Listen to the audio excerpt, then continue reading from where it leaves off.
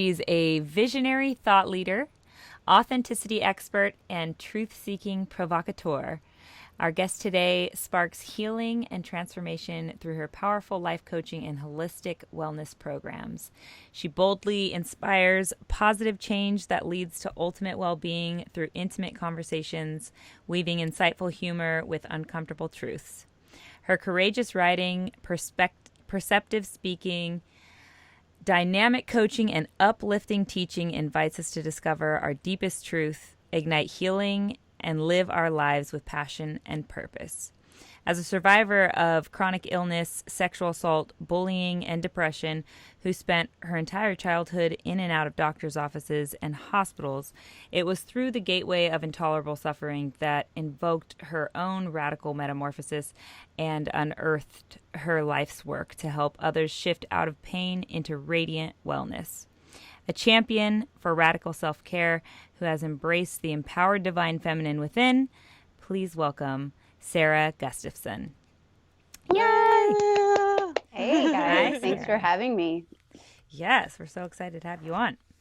So, I guess first I want to dive into the ideas around how men in our society are being directed into this almost dogmatic acceptance of what you've called toxic masculinity. So perhaps first off, you could fill us in on what toxic masculinity is and why it's become such a problem in our society. Well, toxic masculinity can be defined in so many ways, but the big markers of toxic masculinity are, first you have to understand what healthy masculinity is. And, even women carry a certain percentage of a healthy masculine in us. The idea is for men to carry a healthy masculine would be, 75 to 80% healthy masculine and 25% healthy feminine. That would be a healthy man, right?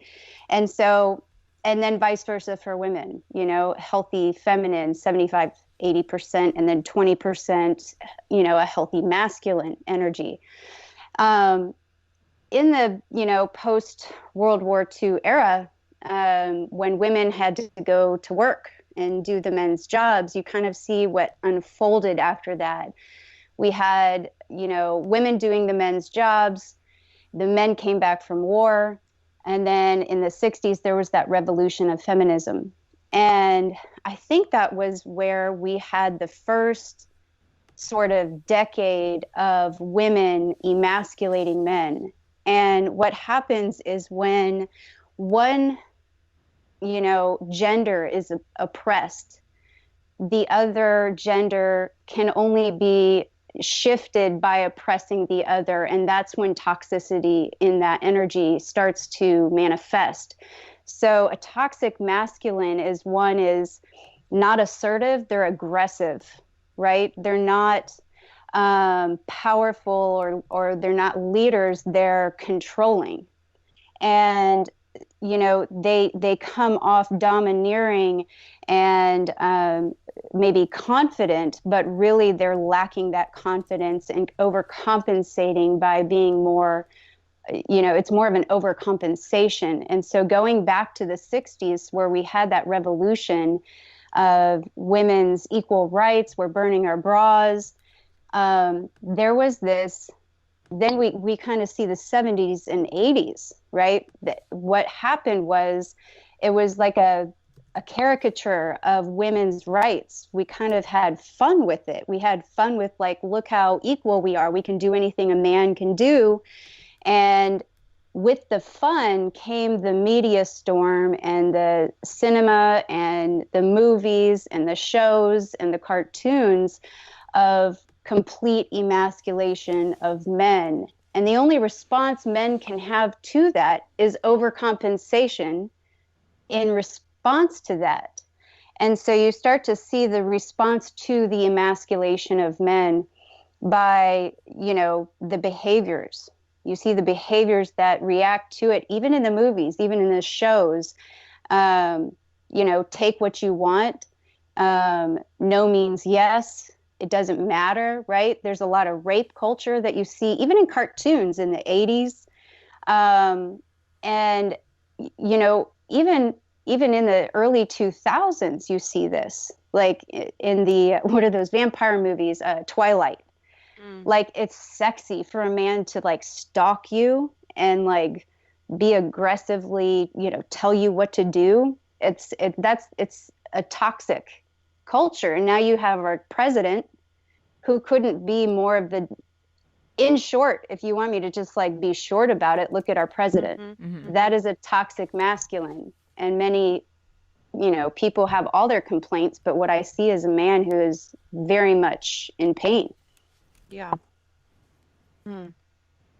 How would you say, so how are we currently as a society fostering these problematic ideals of what it takes to be a man? What it takes to be a man? Well, we're inconsistent. We're hypercritical, and we are hypocritical. So on the one hand, you have social messages to little boys saying, in order to be tough, you got to be a superhero, be strong, have big muscles. And then out of high school, you have these messages to young men saying you have to have all the power, all the money, be successful.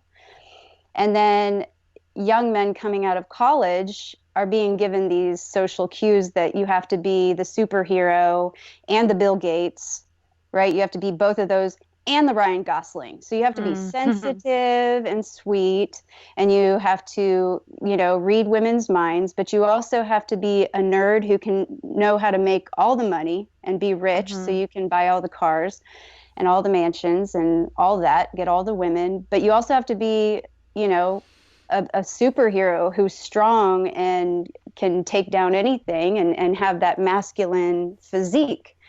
So it's sort of like we're perpetuating this idea for any man that he can't win. And so no matter what path he takes, he's going to be mocked or ridiculed by any side. And then there's women who are very unequipped, I believe, in many ways, socially, culturally, through education, through our government, through their families, through their upbringings, to have and be in relationship, to say, to communicate what they want, to express their sexuality. And so we can be, as women, very manipulative and really play the victim card. And that's sort of like, that can be our identities, and we're very unconscious of it. And it really, really fucks with men's minds. Yeah. It really, really does, because when a man expresses a very human, primal feeling and expression, he's labeled a pervert or a criminal, right? So it's just, men are kind of trapped in this cyclone of can't win right now. Yeah. Do you think that that role that you say women can sometimes play, do you think that supports and encourages disconnection and narcissism in our men? Yeah, I mean, I definitely think that is part of it. That I think a lot of things play into that. I think,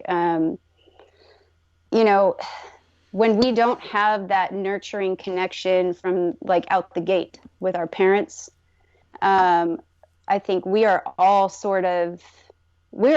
on the spectrum of ADD, because we don't have that connection like we did in tribal societies. If you look back in history, across the globe, and when we've studied tribal societies and ancient societies, women and men were both equally celebrated for their sex and their contribution to the tribe and to the survival of the tribe or the society equally, right? And the connection was there. And so now just the way women are more pressured to work, and men are more pressured to be sensitive and connected, there's sort of like, it's a very unstable, lacking more of a foundation in the family. And so children are now being brought up in a unknown, uncertain family already. And so that causes a bit of this ADD, as they call it, as a pathology. I really don't think it is a pathology. It's an inability to connect. So what we do is we numb it out, we disconnect, and we can't explain ourselves when we don't. Over medicating comes into play with that, right? Over medicating, addictive behaviors, not being able to focus on one thing. And so for women, it could be anything with the addictive behaviors to shopping or obsessive compulsive or anxiety, those types of like tendencies for women. And for men, it could be serial dating. You know, they crave that attention. You know, have you ever heard of that? These anomalies? It could be from men we've dated or men that we've been friends with, brothers, anyone in our lives. I've heard this from many men in my life, where they're just serial daters, serial cheaters, if you want to call it that, where they can't explain why they do that, but yet if a woman leaves them or rejects them, it is absolutely crushing. Absolutely heart-wrenching and crunching, and crushing, and they can't explain it. Or if the woman is the first one to break up with them or leave them, even if they're not like committed or into the relationship, it's heart-wrenching. And I think that just all goes back to connection from out the gate, the second the baby is born. I think I was like that in my mid-20s as well. And I didn't have a father around, so that may have been you know, that probably was part of it. It's really trying to restore that relationship and that connection that we never had. It's almost there's like a I don't know, the way I guess I'm relating it in my mind is humans in really all things in our life, we need control, of course, and we need to be able to put things in a confined box, you know, of sorts in our mind to say, okay, this is where this goes, you know, a feng shui of our minds. Like that's kind of how I'm using, I guess I'm using feng shui as some sort of likeness to what we're talking about here, but being able to put everything into its place, you know, like having a nice neat order for things instead of scrambling and having no direction, no guidance, and no balance as far as where our masculine and feminine sides are supposed to be in our, you know, and allowing them to be and being okay with them being, instead of like you're saying, Sarah, you know, going into these circumstances where you're just ridiculed for expressing any kind of feminism if you're a man, especially in today's society. So there's definitely, I could see how that all makes sense and where it's played into my life and where I've been affected by, you know, whether it's myself, my own masculine ways, or the men in my life where they've gone to one extreme or the other in those energies. Super interesting stuff. Both of you guys have said this year, Sarah, I remember you even dyed your hair pink for this. Both of you guys have said that you were trying to embrace your feminine more this year. I don't see Mercedes as having like a masculine energy, but I think she's been told that, and then you say that you've always had a masculine energy. What's interesting is my shaman at my last plant medicine ceremony said that I seek for a masculine energy outside of myself instead of cultivating it inside me, and that made no sense to me because I was like, I'm a woman. Like I hadn't even heard of the fact that we could have both energies.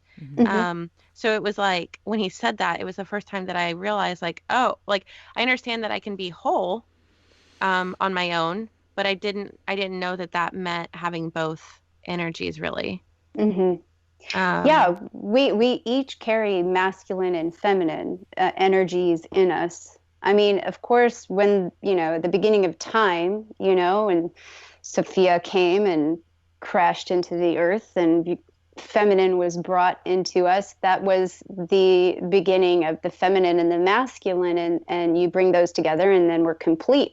But as evolution continued to happen, you know, it's just like splitting atoms and DNA over and over and over. You know, when a child is born, it's going to have a little of the mother, a little of the dad, right? And so in each of us, there is a little masculine and a little feminine. But if, you know, as a woman, you're going to be dominated by the feminine. That is who you are. We are women. We are the creators, right? And so, but we will always have that masculine little pot, that little, you know, container inside of us. Because, and that's part of survival. We need that because there's no guarantee we will always have a male counterpart. And so we will need that masculine energy to pull from to survive, you know, because we just, if you think in terms of survival, we could always be separated from the herd.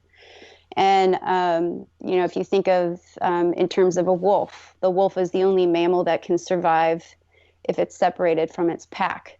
And so in humans, that's how we survive, is to carry a bit of the masculine in as women, because if we are separated from the herd, the family, or our partners, we need that to survive. And so when I was young and I survived, you know, sexual assault, and I was several times, right? And I had just gone through years of experiencing one after the other. I became very masculine. Like I pulled that container out and then just created like this suit of armor of masculinity, because I felt like that's how I was going to survive out there in the world. And it was a very unconscious thing. But I feel like that's what a lot of women began to do in the 80s and 90s and forward, because as the men were being emasculated, they were becoming more aggressive. They were becoming more of the toxic masculine. And so in a response, I believe there was a lot of women who were, to protect themselves, becoming more masculine. You see so many women now in CrossFit and doing it, and in the military, and going to work full time, choosing not to have children, right?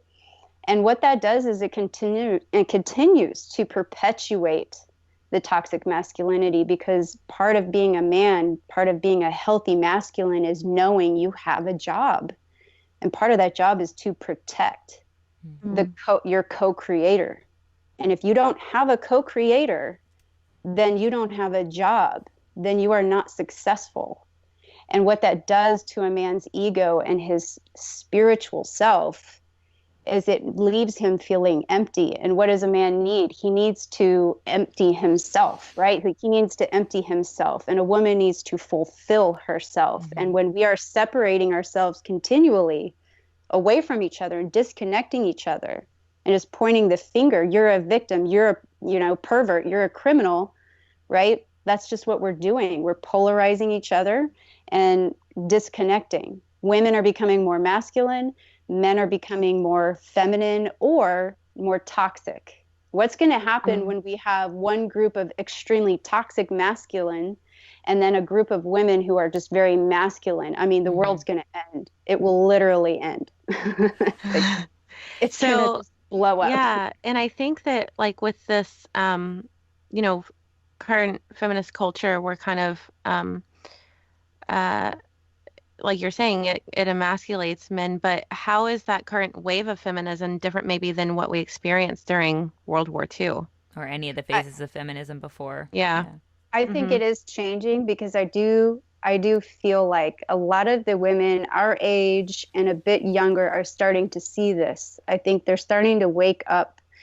And there's a great wave of generations here and a little bit younger who are a bit more enlightened than the ones before us, in that this is great. They sort of like paved the way for us. Now we sort of have to, like, it's like they held a big festival. Now we're here to kind of clean up the trash, sort of a thing. And I think it's great because the women are starting to recognize that what it was great, but they're like any government institution or agendas out there. There's always going to be some problems, and we're noticing them, and it's allowing the women who are now coming out into the world to have more compassion, more empathy, and recognize without judgment, right? Like that there is more past the behavior. I really do believe, like, people make fun of millennials a lot, but millennials are probably the most open-minded and wide-eyed group of people, and those, coming in after them as well, who are I think are going to be some big change makers because they're just ready. They're ready and they see it. Right. And so I think the women in these groups are very, and you have to say, like, a big mess has been made.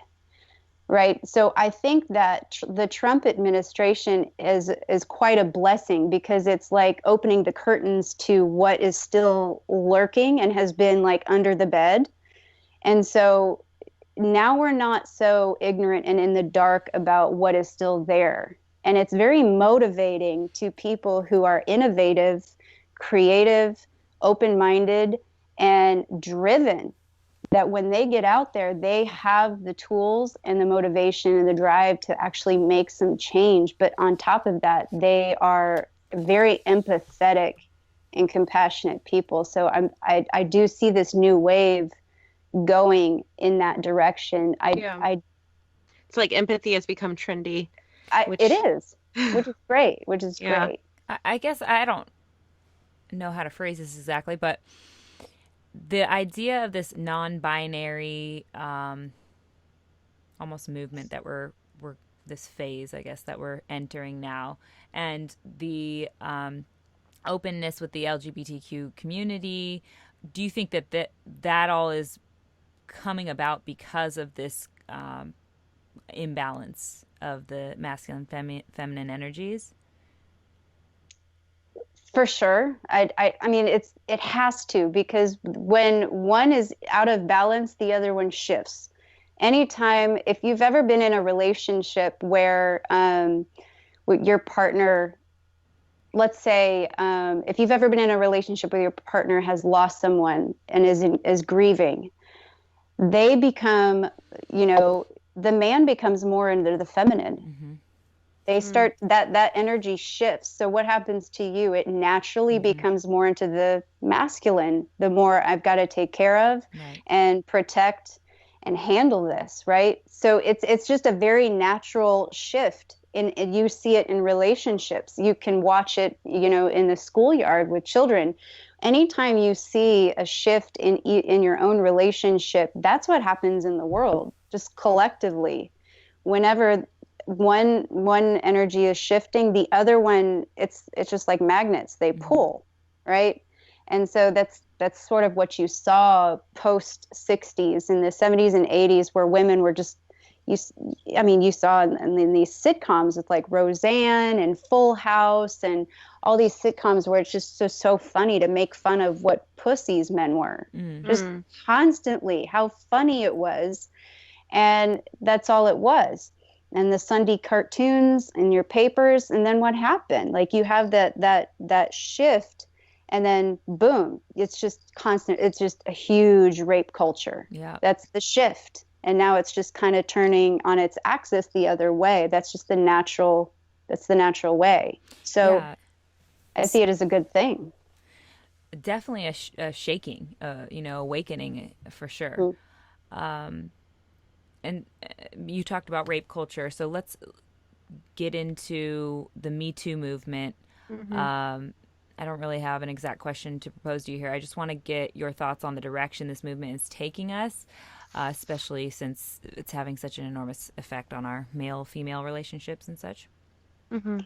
I think it's getting better now. I think in the beginning I was worried that we were taking a big, wrong, sharp right turn, right? Because what was happening is in the beginning, it was a lot of finger pointing. It was a lot of criminalization of men, perversion, like all these men are perverts. And one thing I noticed too is we were not paying attention to minorities.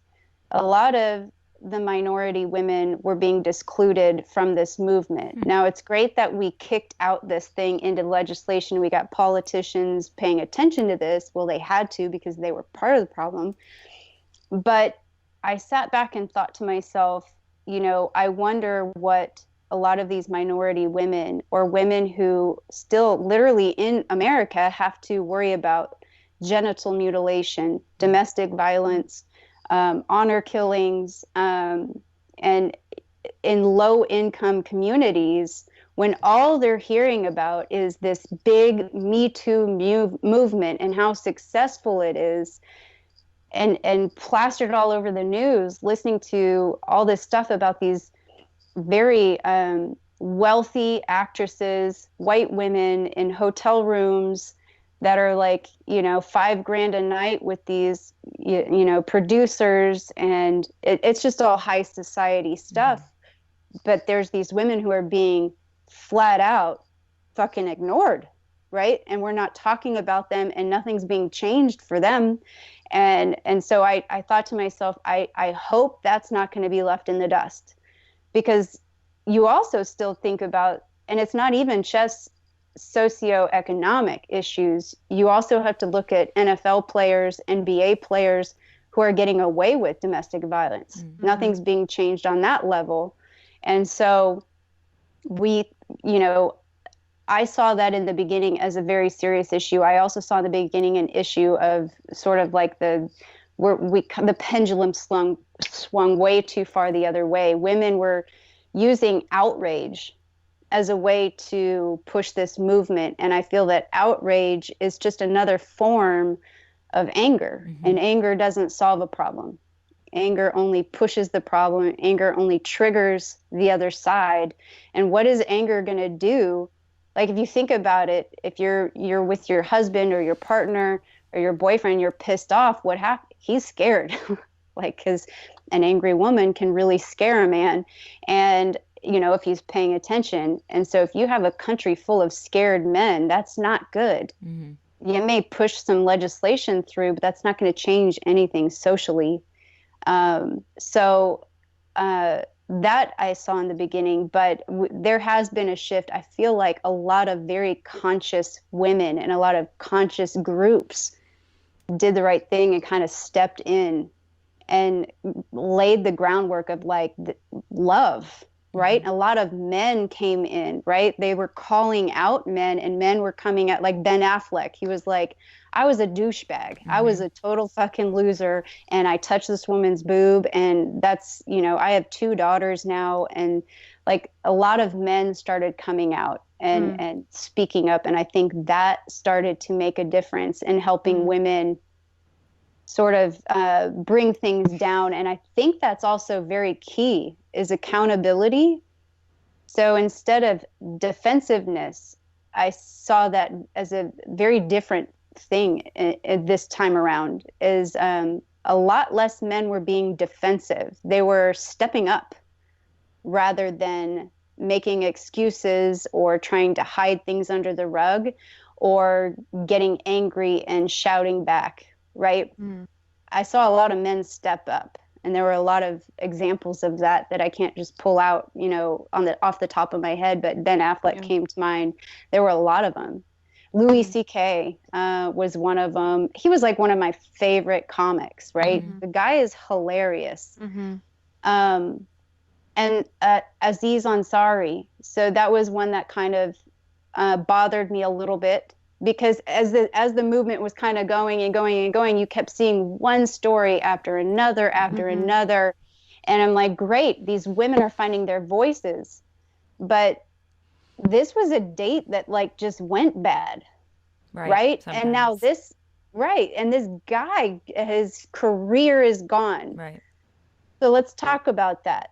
Like, how fair do we think it is for Louis C.K. or Aziz Ansari's careers to be just thrown in the dumpster because they made some poor decisions. And what is the right way to have that conversation or bring up that issue that you had with someone in the past? Right. And when are women going to be accountable for this? Like, because we cannot continue to be the victim and then find empowerment by using outrage and yelling and then emasculating men. That doesn't work. Yeah, that's right? what scares me, I think, the most about the movement is that it is a very slippery slope. Of course, it's hard to prove a lot of the things that are being accused, but when you decide to play the victim, it's it's one of those things. It's hard to come back from. It's hard to in your own self. I mean, like you're sitting alone by yourself trying to figure out, okay, Yeah. I decided to go down this road and paint myself as the victim. Now how do I stop that, what do you call it, tumbleweed from continuing to fall down this slope of victimhood? And I don't know the answers. Do you have any solutions for how we can maybe stop the direction that this might take us in a negative way? Well, a long time ago, again, like I said, I was assaulted several times as a teen, and it took me, after I got married, I was still in that victimhood, that victim mindset. That was my archetype. So anytime my then husband would, insert certain like feelings on me, literally, God forbid he had feelings or needs, right? I would manipulate the situation by reminding him that I'm a victim. And, I look back on that with so much insight and a bit more enlightened now than I was then. And I go, man, I was using my victimhood to emasculate him, right? So by doing that, I was just inviting more of that shit because I was oppressing his sexuality and I was oppressing his feelings, his needs, his wants, and making him feel unloved, unwanted. And then on top of that, guilty for it, Right. Which paradoxically is exactly what society has been doing to us for centuries. Right. Because when you look at how, when the church came in and began to oppress our sexual expressions, what happened as a result? You have priests abusing children and sexually abusing members of the church. You've got, fast forward, you've got rape, you've got influx of mental disease, PTSD, anxiety, addiction, a huge influx of prostitution, right? Because you're oppressing people's sexual needs and expressions. Well, even that doesn't mean they're not going to do it, right? Yeah. Circumcision. They used to put acid on women's vaginas so that they couldn't orgasm. And then, getting into this century or the last century, you start to see pornography take off. And then addictions to pornography, like that's an actual thing, which kind of sucks because pornography can be a cool thing, right? And then what happens? You see a huge decline in fertility and a huge increase in erectile dysfunction. So talk about a shift in feminine and masculine energy. Right there, you see the physical manifestations of that.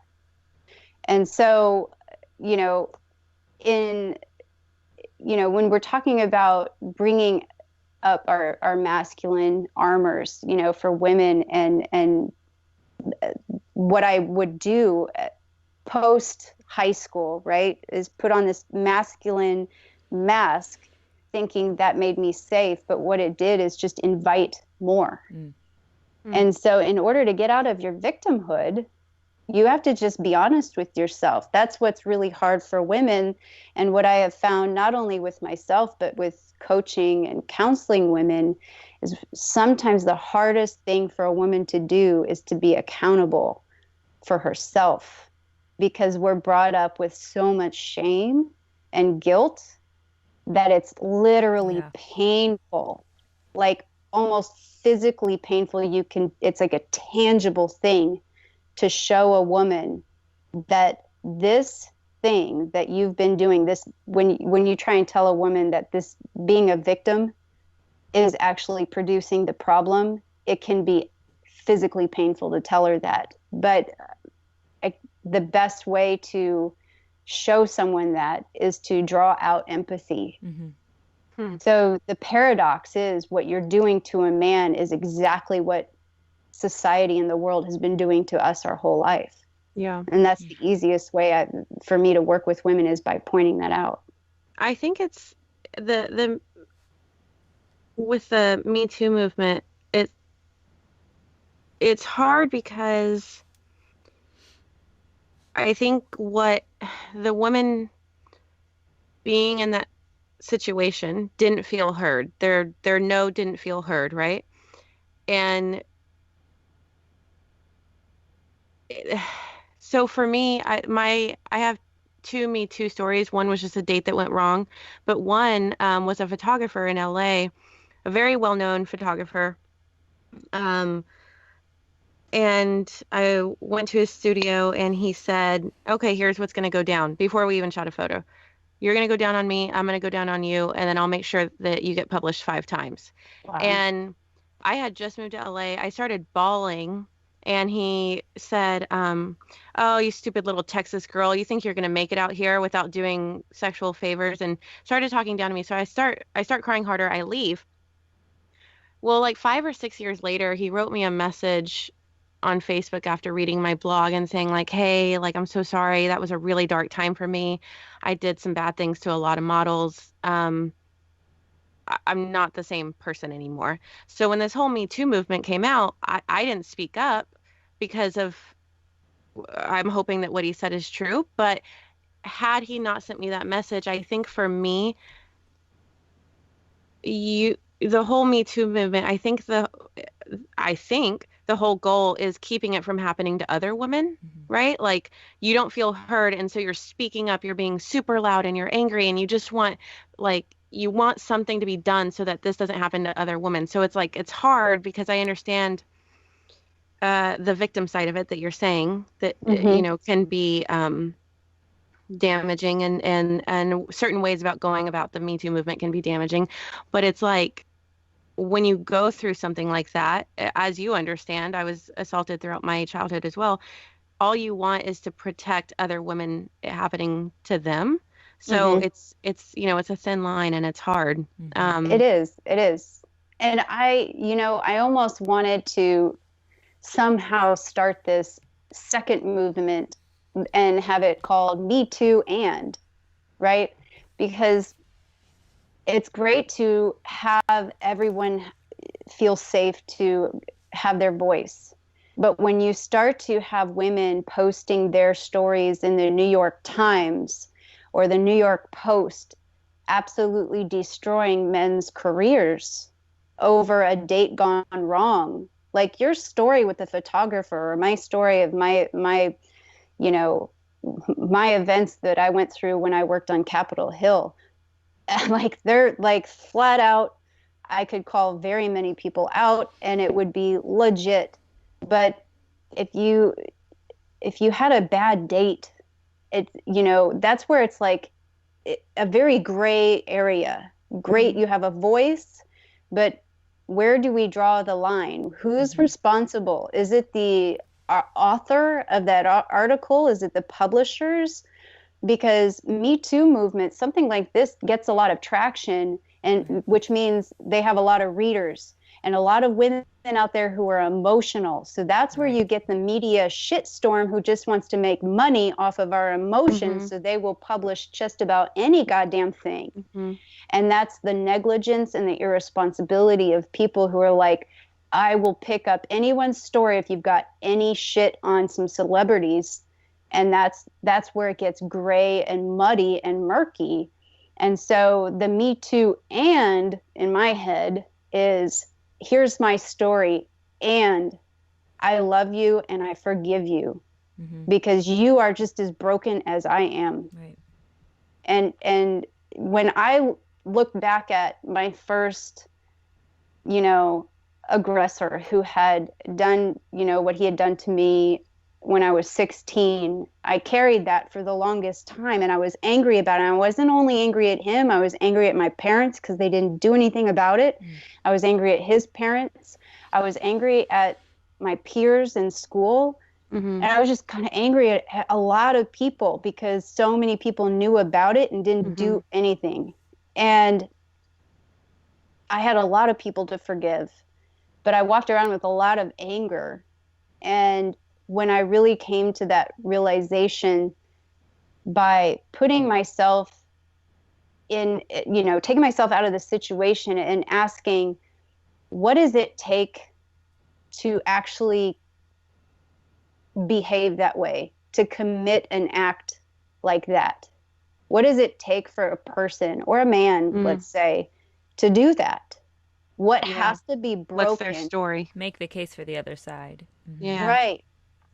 It's not excusing it, but it's understanding that something is fractured in their soul. A part of their spirit has been gone for a long time, and they are hurt and they are broken in order to do that. Because if you are able to stand there and say, I could never do that, Right. then you must be whole. And so therefore you have to understand that person is not whole. Yeah. I think that, you know, I know we're breaking the cycle there too, because I know that the two men that molested me growing up were molested as well. So it's a cycle. And it as a teenager, it confused me because I was like, if this happened to you and you were the victim in this, why would you do this to another? You know what it feels like. And so that didn't, at the time, it didn't click. It was like, why would you hurt someone the way you've been hurt? And I remember one of the first family members to find out that this had been happening to me, instead of wrapping me up and saying, I'm sorry, it's not your fault, the first thing they said was, I bet you liked it. I bet you liked their fingers in you. Like, just got real vulgar about it. And I was 13 years old. Yeah. And I remember that person saying that to me, and I remember saying, I'm not going to let anybody love me anymore. Like, I don't know why I connected it to love, but I said, I'm not going to let anybody love me anymore. And I hardened. And I remember from that point forward, people telling me that they, you know, people that knew me or counselors would say that my expression would be always blank. Like I really blocked out a lot of emotion at that point. So now looking back, it's like, because it didn't click at the time, but now hearing what you're saying, it's like, well, what was the point in them where they turned off their emotion and then they were able to hurt others? It's almost like a generational curse, you know, in a way. And also that person who said that to me had been molested a lot. And I don't know how the people reacted to her when they found out, you know? So it's interesting to, you know, you get so hurt and it's such a darkness. But like Mercedes said, and like one of our previous guests said, Tom Shadyac said, make the case for the other side. It's so freaking hard when it's a sore spot like that. Yeah. But if you can just see them as the people who are being hurt also, as hard as it is, you know, like I said, it's how hard. can you do this to another? You humanize them. And then you can feel compassion, and you can come at it instead of from anger, you can come at it with love, like you're saying, Sarah. And I think that is probably the most healing and direct way to solve this, you know, at the end of the day. Yeah. It's not, you know, these aren't necessarily forgivable circumstances, you know, like we want to have this anger, but at the end of the day, we all need to let go. You can't live stuff. in it. Yeah. You can't that word and that you want to add. That's it's really there's always an and. Yeah.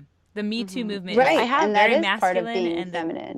The and is the feminine that you bring to it. It's funny. I have the ampersand the symbol for and yeah. tattooed right here because it's my favorite word because it's so hopeful. Like me too. And I Yes. forgive you and I love you.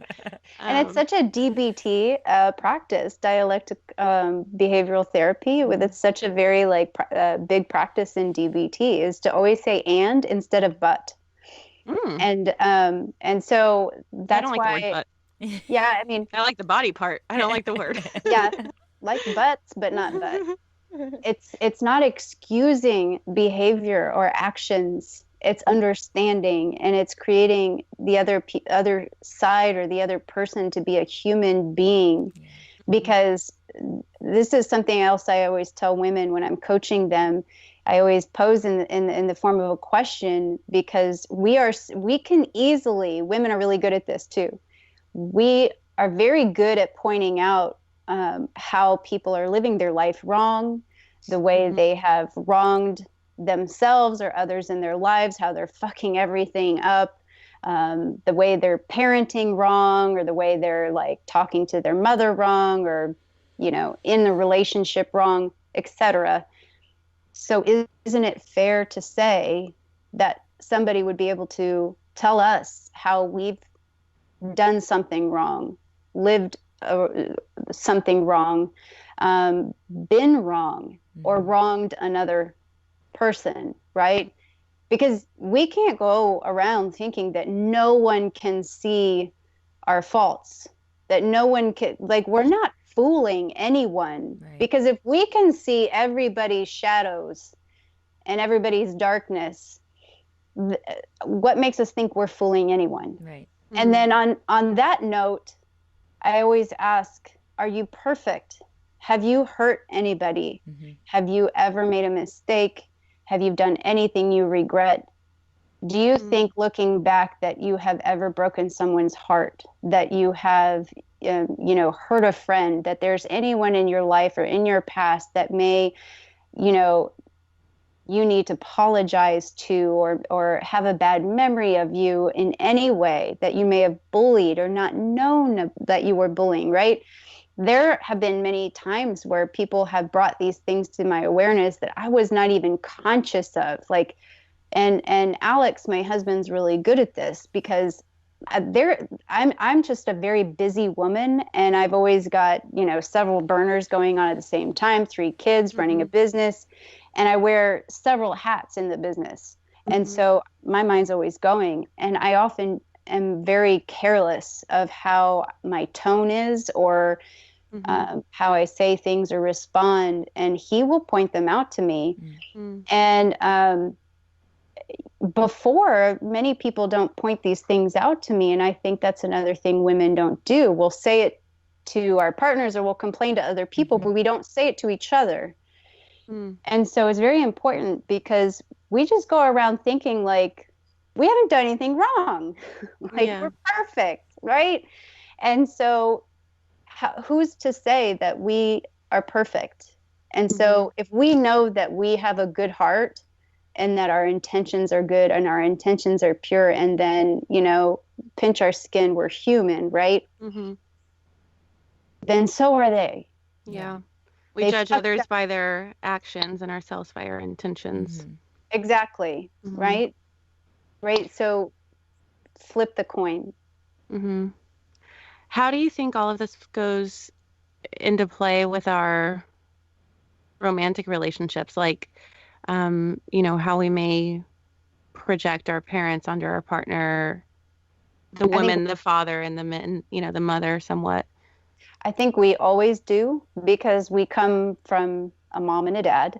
So in many, it's very common for the male to project his mother onto his girlfriend, and the woman to project her father onto her boyfriend or husband, etc.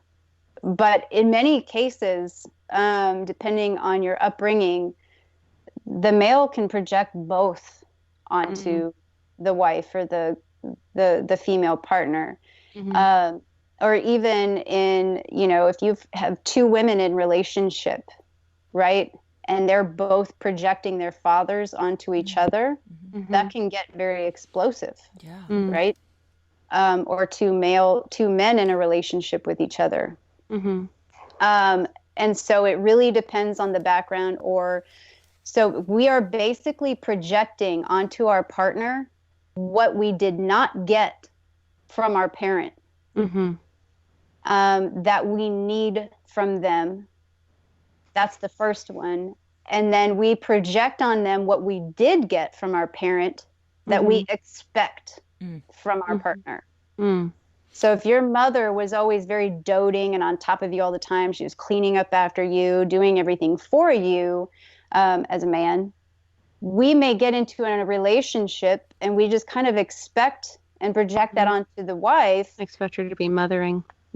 We kind of expect her to be the mother, and it's very unconscious. Men don't really like consciously So say, if it's unconscious, how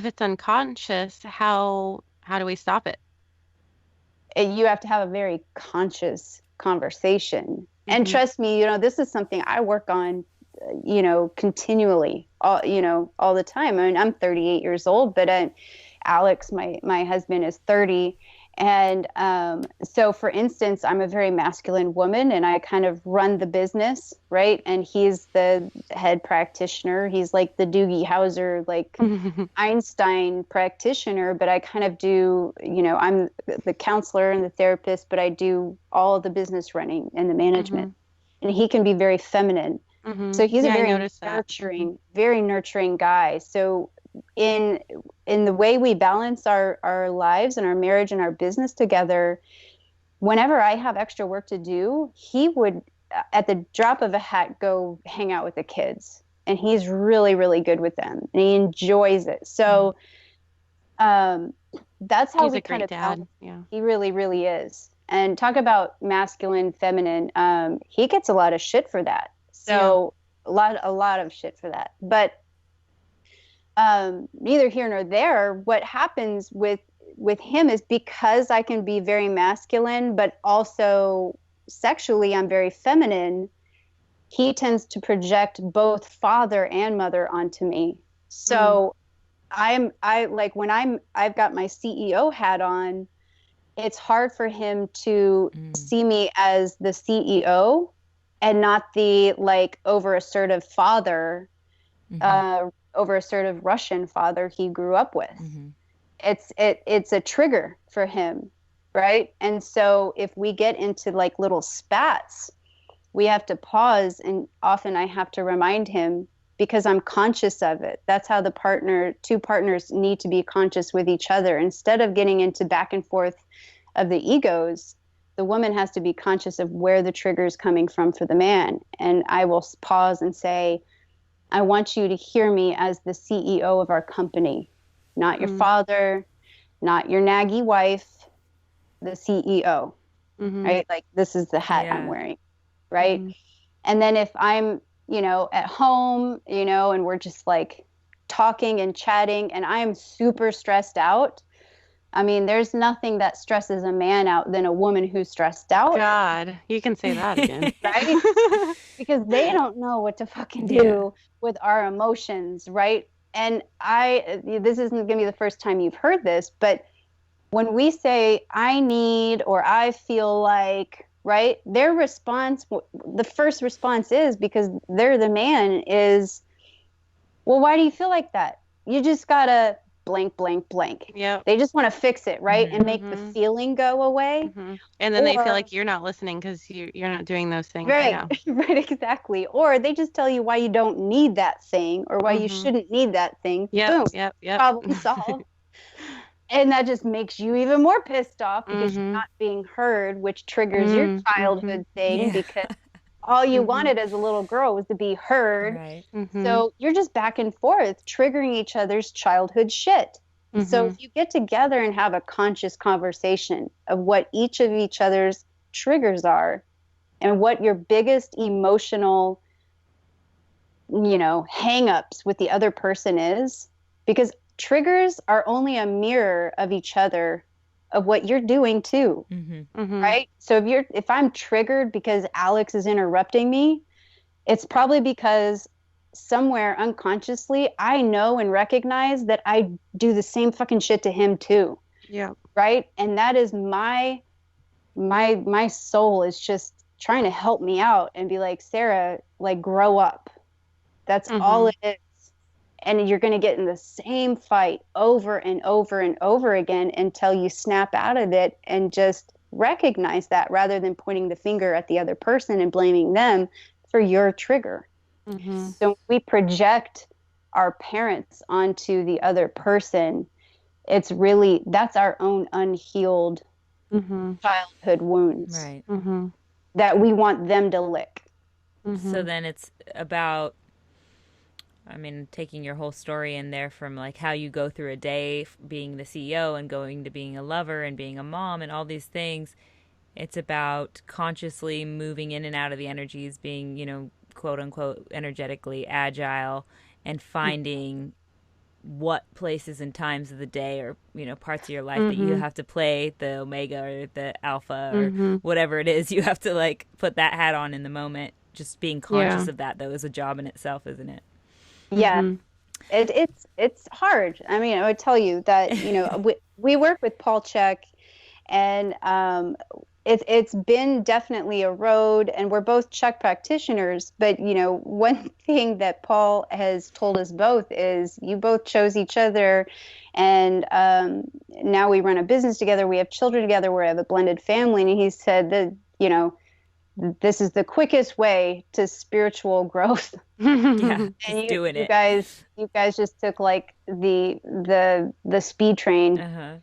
It's not easy, but just in any regular relationship, it really is about having conscious conversations. But that's not like just the quick Which are solution. sometimes harder to do in romantic relationships, you know, because like you said, there's all the projection and the triggers, even in a conscious relationship, conscious conversation. And with us starting up the podcast, and I've got 2 toddlers, you know, they love you guys. And everything else that I'm juggling, I can seem like the stressed out woman at home, running from room to room, trying to get it all done. And that is like my partner's least favorite thing. But I'm wondering, with all that you've said, and because the other main thing for him is that he says that I play the victim, and that's something that he like really, it's like it's a big trigger for him, is me playing the victim.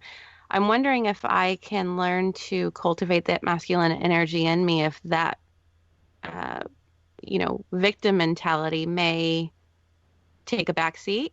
But what would be your best advice for, because you guys, you know, you said that you wanted to bring up the feminine energy in yourself. So what is your best advice for someone who's mainly masculine and wants to bring in the feminine? How can she cultivate that? That's and me. Vice versa for me. Yeah. How can I, who's mostly feminine, super emotional, maybe martyrdom, you know, how can I cultivate the male energy in me? Okay, so speaking as if it were women, so starting with a woman who's more masculine, in order to like cultivate and connect more into the feminine, you know, one piece of advice that I got, you know, I've been studying feminine masculine for, you know, several years now. And I tend to, because I'm masculine, I tend to intellectualize everything. And I study and I research and I get all the books, right, and highlighters and everything. And that's actually quite a masculine thing.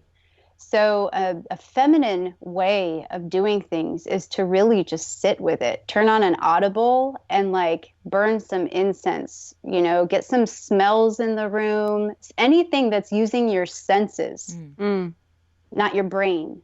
Right? Not to dumb women down or anything, like that's not what I'm trying to say, but your senses, because women are sensual. And so getting in with your senses is very, very important. Touch, sound, taste, smell. And not only that, like your sight, but there's a sixth sense, right? Your sixth sense. And it's really just being, like just being. And that is very difficult for me. And as a woman, we can't deny that other women we find other women attractive. You know, I can have many conversations with conservative women who will deny this, but I know the truth. Shout out to Ruby Rose. I know the truth. And so this is another way to get in touch with your feminine is think about the women that you have found very attractive or have found yourself attracted to, and start to emulate them in a way of like dress like them, put clothes on and dress like them, maybe, because then you will start to feel sexy and sort of in that sensuality, the way they make you feel as you are attracted to them. If you then begin to emulate them a little bit, your masculine mask will come off because now you are that. So I'm not saying to not be authentic, because I'm all about authenticity, but there's a reason you're attracted to that woman. If you're a masculine woman, there is a reason you're attracted to her, because that woman inside of you is kind of giving you the little pings of saying like, she is actually in you somewhere and she wants to come out. So dress a little different, put on a dress, put on a pair of earrings, take a bath, really use all of your senses. And that's a good way to get in touch with your femininity. And it sounds way, way, way too simple, but truly that makes a very, very big difference. Also creativity, because women are creators. Anything to do with art, creative writing, journaling, poetry, like even if it's silly, write a rap song. Anything that is creative is getting you in touch with your feminine energy. I really think that the thing you said there about maybe your sixth sense being just you being, or your intuition, or I don't know what word you want to use for it, but this idea that our subconscious almost can take over, and we are if we're female especially, the feminine is going to be the stronger thing lying in our subconscious, right? It's the thing we don't have to practice. It's just born in us. Right. And of late, because I've really been trying to cultivate this feminine energy and bring up that side of me, because I know I'm imbalanced. I definitely I'm skewed towards the masculine. That's what I'll do. So I'll do what you're talking about similarly, where I'll have a subject or a podcast episode or something that I need to like study and research on. I get all the books, I do all the research, I listen to all the stuff, whatever it is. I take all my notes, I got my highlighter out. But then I'll go, okay, after this, put aside this time for masculine, and then I need a day or two or whatever, however many nights, because I know it's going to be rolling around in my subconscious. And I know when I relay it to the world, like through this podcast especially, or just in, conversation with others, I want to be able to articulate it in a more balanced light. I don't want to come at it like harsh and strong and shoving it down someone's throat, which is my tendency. Or so instead, I want to be able to nourish people with knowledge when they want it, and be compassionate and empathetic, and articulate, like I said, in a balanced way. So I really think that I've been embodying it by trying to make space for true subconscious integration of information, if that makes sense. Yeah, no, totally. Integration is a very big part of materializing it, right? Like being aware of it, creating a practice, and then integrating it, right? Until it becomes unconscious and mastery, right? The word integration seems female. It's the absorber. It's the intake, right? Right. Yeah. And it's funny because shoving it down someone's throat, very masculine. Nurturing, very, very, very feminine. So and then the other piece I was going to bring up, sorry, I don't mean to interrupt you. Yeah. Was hormones. So studying hormones and knowing how my cycles work and tracking them has been a big part of my life for the last couple years. And knowing the times when I feel naturally the most sexy during the month or during my cycle has been like a huge change in my relationship with others, not just with my husband, but just in general. And then of course the relationship I have with myself, when I'm looking in the mirror, I'm like, I feel fat today. I'll literally look at my cycle and be like, oh, it's like my mental capacity for feeling sexy is low because I know where my hormones are sitting. And then on the time, the month where I know I'll feel sexiest, I'll really up that as much as I can. Like I'll plan our date nights then, or I'll dress in lingerie, or, the things where you're going to feel the most sexy. Which is funny because the like few days before your period and during your period, estrogen and progesterone just they take a nosedive, right? So not only do you feel like super shitty, your confidence is out the window, but right before ovulation, our estrogen goes up, but also women have testosterone. Yeah. And so that's where a little bit of our masculine container releases some hormone. So our confidence goes up too. Right. And so our we're anger horny, sometimes. right? So we're horny, we have tons of energy, and we're confident. So those are some magical days right there. Or dangerous, depending on your goals. But yes. And who you are. So definitely be careful on those days. It depends. I teach a class on women's hormones. It's really, really interesting to follow those 4 phasic cycles of phases in the cycle. It's so interesting because our behavior. I was about to say we're going to book you for another date, Sarah. A whole another episode on that. The whole behavioral study of each phase is so interesting, but because I also show exactly what exercises are really key for women, and foods, nutrition, etc. I mean, I won't get sidetracked because I wanted to answer Jade's side. The question of what plan on a part 2 for that. Right. Yeah, for sure. Part 2. So I will answer your question too. For women who are tend to be heavily on the feminine side, don't have any of that masculine container, it would depend on what, he means by victimhood, because he could be triggered simply by your feelings, right? There are a lot of men who... That's what I say. I'm not a victim just because I'm sharing my feelings. Right. What is always my counter argument. So, so there are men who could feel threatened by feelings and needs, and I'm not going to blast Alex out on this. He was raised in a very strict Russian household as an only child, and feelings were not acknowledged, and you don't speak about your feelings. Right. And he learned very quickly from very early age that if you do, that was not good. Right. And so he never learned to adapt himself as a man. And now all of a sudden he's thrown into a family with 4 women. He goes from bachelor to a serious relationship to now a new father with a blended family of 2 older girls. And he's like, what the fuck? Right. So there talk about spiritual growth for this guy. But so he could see that as being a victim when really he doesn't understand. He literally doesn't understand. So a lot of men can see women being the victim. And so again, there's another gray area. Yes, women can be very much in the victim zone. We need to acknowledge that. We need to be responsible and accountable for that ourselves. And we need to stop that, literally, just stop that shit.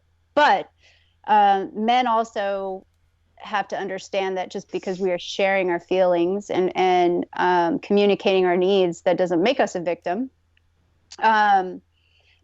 It could also, so that could just be revealing that he is afraid of that. There could be an insecurity or a fear that he doesn't know what to do. And that doesn't make him a bad person. It makes him actually a very caring man, a very caring and loving husband. Not for calling you a victim, but the core message behind that could be that he actually truly loves and cares for you, but doesn't know what to do. He doesn't know how to contain what you're saying. But on the flip side of that, if we're to actually answer the question, if a woman doesn't have any healthy masculine in her, a good way to do that, honestly, exercise. Exercise is the easiest, quickest way to get some masculine energy in you. And I always say, go for the barbell, like immediately get a good trainer that knows how to teach you good proper form and lift some weights and build some muscle, because, you know, that increases your DHEA and your testosterone. It's really good for your hormones, helps you sleep good at night, improves your human growth hormone. And honestly, that's going to increase your masculine energy right off the bat. You don't have to do anything else. For real. Just stop doing cardio, pick up some weights. Another thing would be to, really movement, because men are all about like pouring out, moving. You know, they are the giving out, the putting out, right? Women are the taking in. So any way that you can give your energy out. So if you're an emotional person or a very emotional woman, heavy on the feminine, just find a way to give that energy out. Like do Muay Thai, take an MMA class. And again, like any sort of movement or form of exercise will help you increase your masculine energy. Man, I have so many questions regarding hormones now that are just coming to me.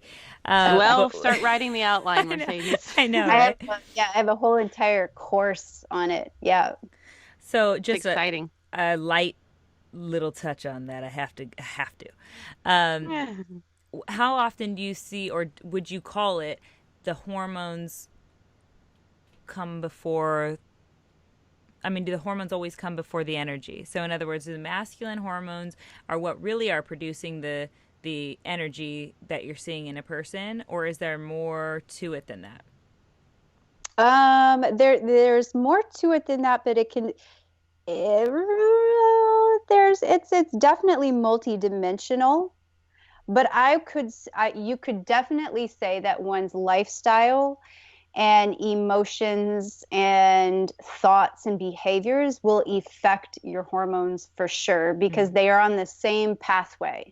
The LHPA axis is the limbic, hypothalamic, pituitary, adrenal axis. So it's like from here all the way down to your adrenals. Those are all on the same pathway. So your thoughts and your emotions and your hypothalamus, your pituitary gland, and your adrenals all are on the same neurological loop. Okay. So your thoughts affect everything that is going, and then vice versa. So if you're overstressed and your adrenals are overstressed, and your adrenals produce hormones, right? So if you're overtaxing the adrenals, those go back up this way too. So they're all in the same neurological loop, and the same neurofeedback loop. Okay. So, but it would be more so starting on lifestyle and diet and lack of movement or too much movement, lack of sleep, too much sleep. That would affect the hormones, which then would subsequently start making you feel like your energy is either too high, too low, and then your thoughts kind of follow.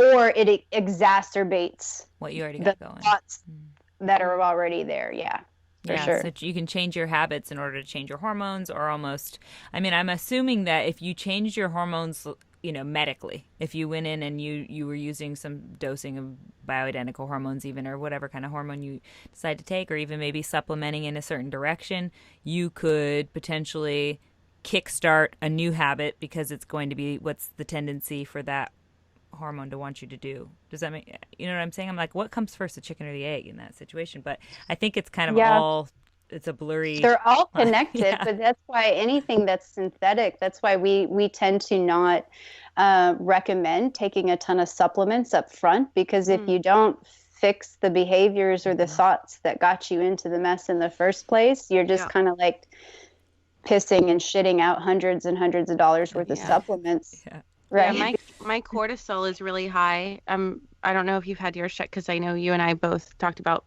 being stressed, but my cortisol is really high even when it's time to go to sleep. And cortisol is all affected by your environment. So it's like I'm taking a supplement and it's helping me with my sleep, but I need to add the peaceful things to my environment to really get it so that I can get off of these, supplements. Right. Yeah. So you can use things like binaural beats, or to help get the brain waves relaxed. But thoughts, literally thoughts become things. And the whole, science behind that. There was a book written in the 70s, the huge book, the psychobiology of gene expression, shows and proves how our thoughts, they studied patients who had been put under, what do you call it, hypnosis. And they studied how when they literally change a person's memory, then weeks later, they're not diabetic anymore. Wow. Like literally. And like their diseases, their issues, their physical manifestations, the things that had materialized are now gone. Yeah. And so it's crazy. So you can literally just meditate and connect your body and say, like, dear soul, great spirit, connect me to my soul. Dear soul, like, please allow my body to do what it needs to relax and get into sleep state.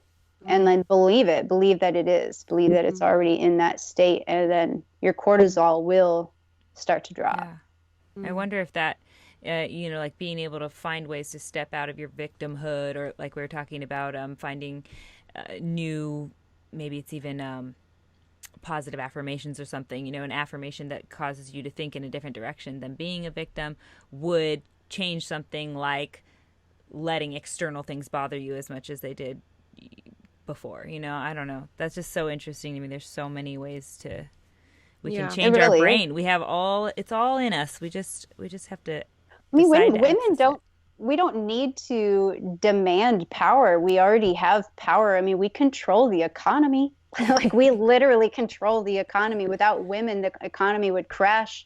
And, when I let go of being the victim by humanizing the man who attacked me, it was the most liberating thing in my whole life, because I look at myself now and I look at the way I felt and thought and believed before, and I was absolutely trapped, and I was in a prison. Like, I was in a mental prison before then. I cannot even imagine going back to that. And I would encourage women to really think about that. It's not excusing what he did. It's literally excusing you from having to be in that prison. Because every person on this earth is a human being. It doesn't make them a good human being, but they're a human being.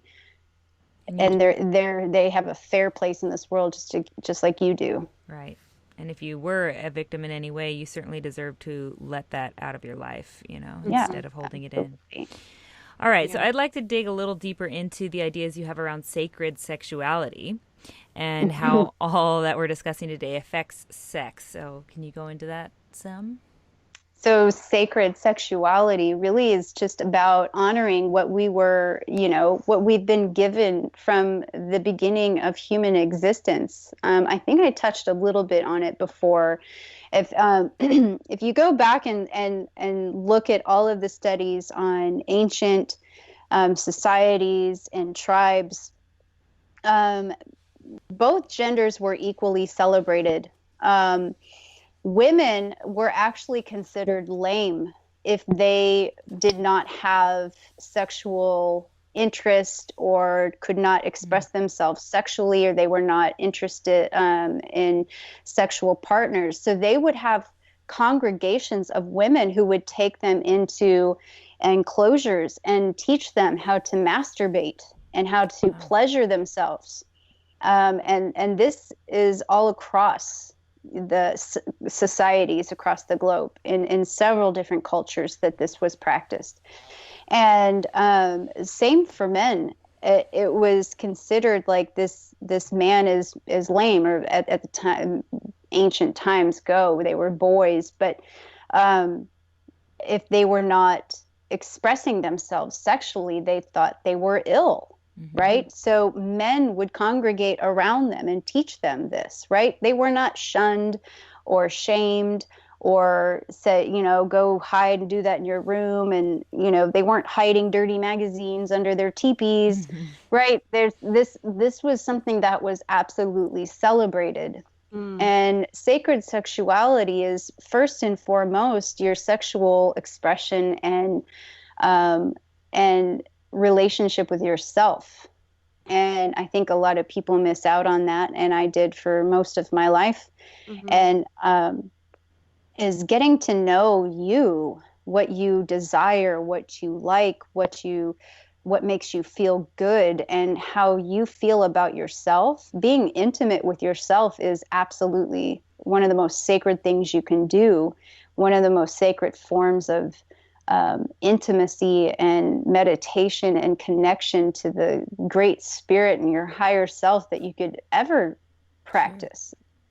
And there's just so much shame and weird and awkwardness around it that people don't even talk about it. Not even in their own relationships. They don't like to talk about masturbation, right? A guy will take a computer in the bathroom when his girlfriend's sleeping or at work or his wife is busy, like it's a shameful thing. And same thing for the women. Women don't even like to admit that they look at imagery or videos to masturbate. No one likes to talk about it at all. And it's just such a beautiful and sacred thing. So it really starts with loving yourself, because if you can't love yourself, how can you truly be in connection with a partner and connect on that level of like astronomical sex and connection and intimacy? And it's something to practice, and we'll always practice and always be getting better at, right? Because you don't want to get to like a place where you're like, this is so good and it's just going to be like this forever. Like the goal should always to be getting better and better and better at sex, no matter how good it gets. It should always, the goal should always be, which seems to be the opposite. Like when your chemistry is high in the very beginning of a relationship, it's like sex feels like you're in outer space and the chemistry is just so electric. And then you get used to each other, and then it's just routine and keeping the other person happy, really, so. Or placated, maybe is a better word. Yeah. Right. Well, once you have revealed your shadows and triggers to each other, it can be, I find, like with couples that we've worked with, that can be sort of the barrier in between each other intimately. But when you look at each other as like, your shadows have been revealed to me and mine have been revealed to you, that's a sacred thing too. Right? Like that is so sacred. It's foreplay. And almost, you're kind of dancing with the devil. Or I think for me, the more conflict that happens in the relationship, the less sex drive I seem to have. So that's an interesting take on a way to shift my perspective on that. The devil you know is better than the devil you don't know. That's true. Right? Right? So dance with that devil. And what's better than to love all over that devil? Just to love all over it, get a little kinky. Have some fantasies. And even while you're intimate with your partner or husband or wife, just have those fantasies. And you guys can project yourself astrally into some place where you could be in bed, but for all you know, you could just project yourself out into Tahiti, invite a group of people to join you, but really you're in your bedroom. Who knows? Like, just have fun with it and just continue to get, better and better at it. Sacred intimacy and sacred sex really is honoring who you are, who your gender is, like your sex is your gender, your femininity, and sharing that with somebody. You're inviting them in. And there's a great Instagram account. I'll share it with both of you afterwards because she spells it weird, but it's pussy flowers. Okay. But the U is a V, and it's the most amazing artwork of people being intimate with each other that just blows your mind.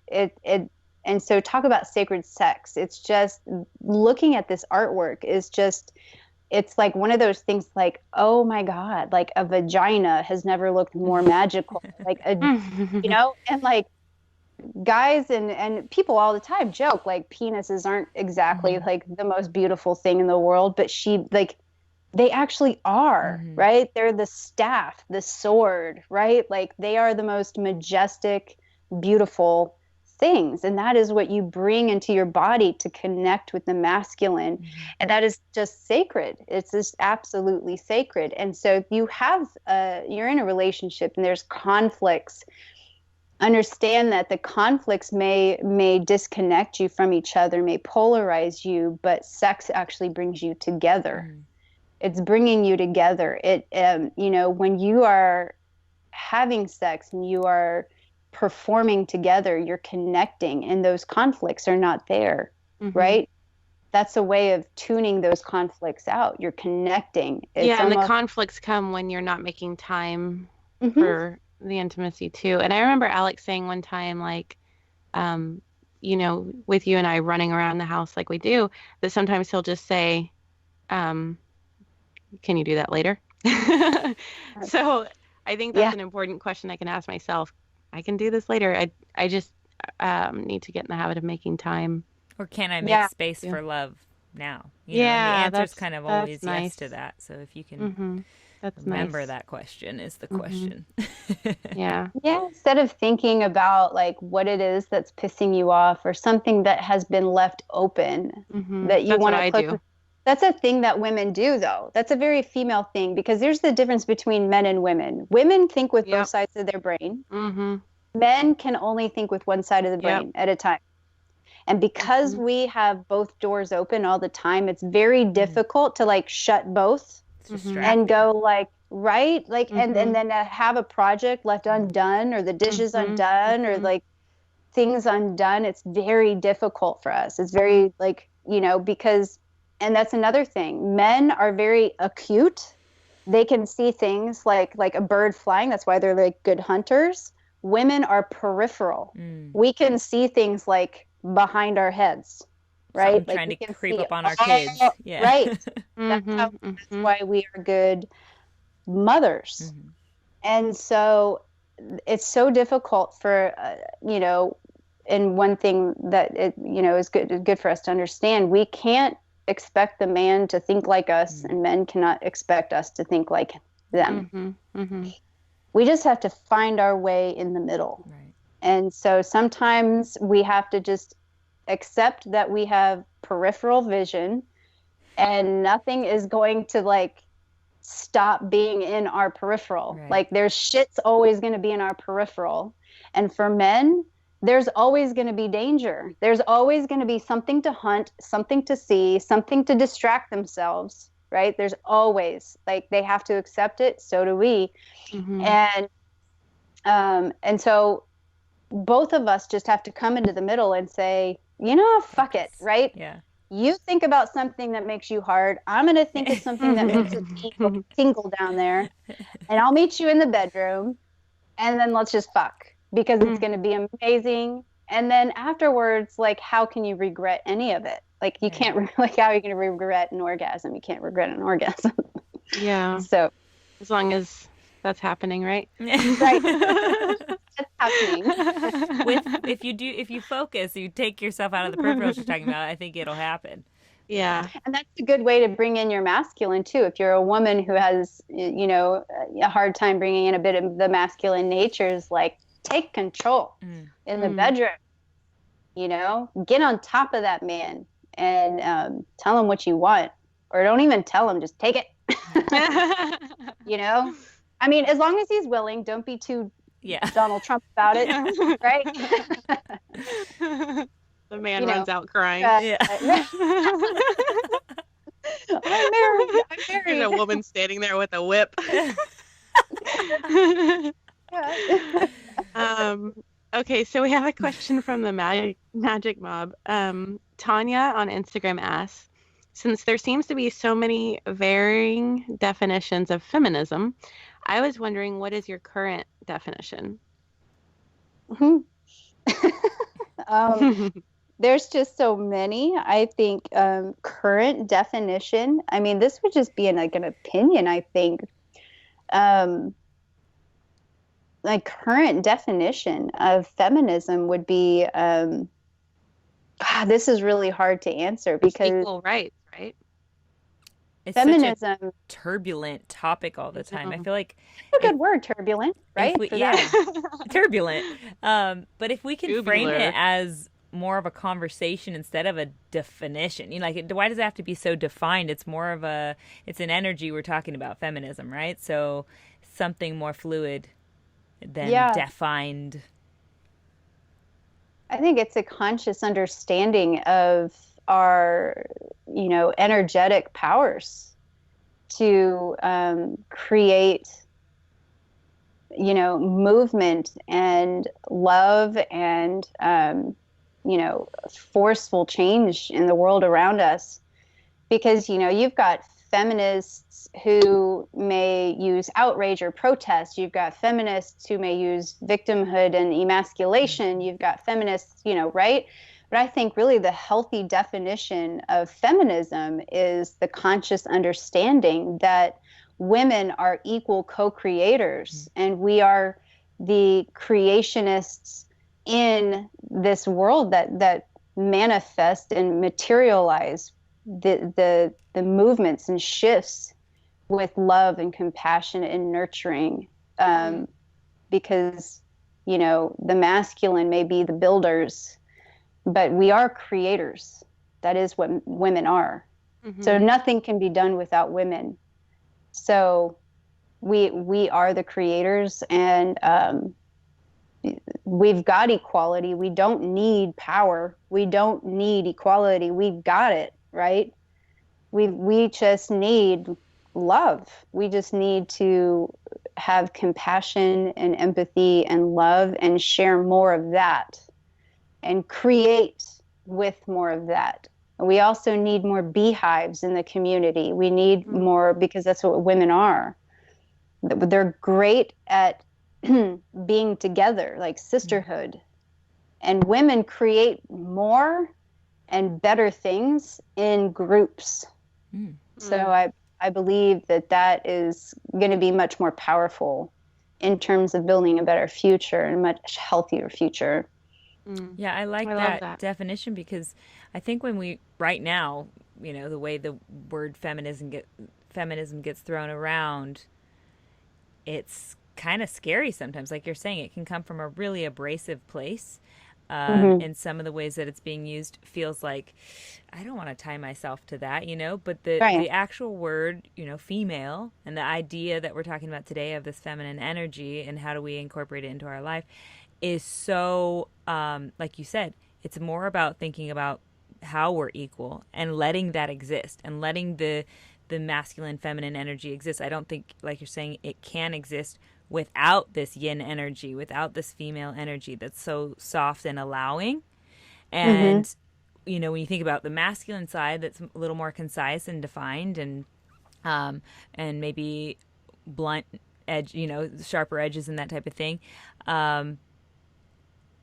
We as females are bringing this this energy to hopefully just a balance, instead of skewing it all the way, to females only and female power and all that, which is a beautiful thing, because we need to do some of that hard work and like shouting from the rooftops in order to get us to a balanced place, I think. But we also have to do some what do you call damage control and make sure we don't go too extreme with this, because I think it's actually taking on a masculine energy whenever we're going too hard in the paint on it, like we need to settle down and remember this is about being female and accepting and allowing us all to exist on an equal, balanced place, meeting in the field, as Tom Shadyac says, I'll meet you there. Yeah.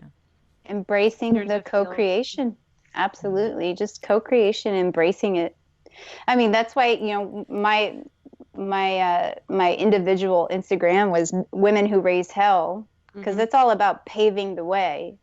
But I always have the and make love, because you can, burn down all the things in your way so you can make the path, right? Trailblazing, but with love, right? Yeah. And make love along the way. And so that's really like my definition of feminism, or being a woman, being in your feminine.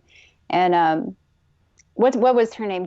Dr. Christine Blasey, when she testified, that was like, I think that is like, if you did not have to use words when she stood up and testified in the Kavanaugh trial, that was feminism right there. That was healthy feminism. She didn't use any outrage. She didn't protest. She didn't get defensive. She just spoke the truth, and that was it. And she left. And she was brave. She was courageous, and she walked out. She never tried to get any media attention. She never had follow-up interviews. I'm sure she's been hounded for book deals. Who knows in the future? But we have not heard from her. Right. All we know is she showed up, raised her right hand, told the truth, walked out, and then several weeks later, millions of women went out and voted. And now we have a Democratic Senate. So like that is feminism right there. She didn't have to raise a stink or pout and get angry or blame or cry or well, she did cry, but like she didn't have to play the victim on anything. She certainly was a victim, but she just raised her right hand, answered the questions, and left. That was it. No drama. That was it. That to me was a definition of feminism. Yeah, I love that. Frank on Instagram also has a question for you. What are the steps I can take as a male in this current climate to begin healing where I've been emasculated? Well, that's kind of vague because I don't know how he's been emasculated.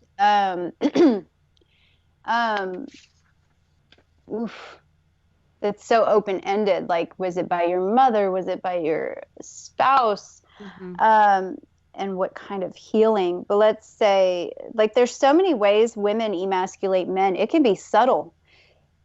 When we interrupt our men when they're telling a story, we try and finish their sentences. When they're telling us something, like they're excited about their day or like a success they had, and we roll our eyes.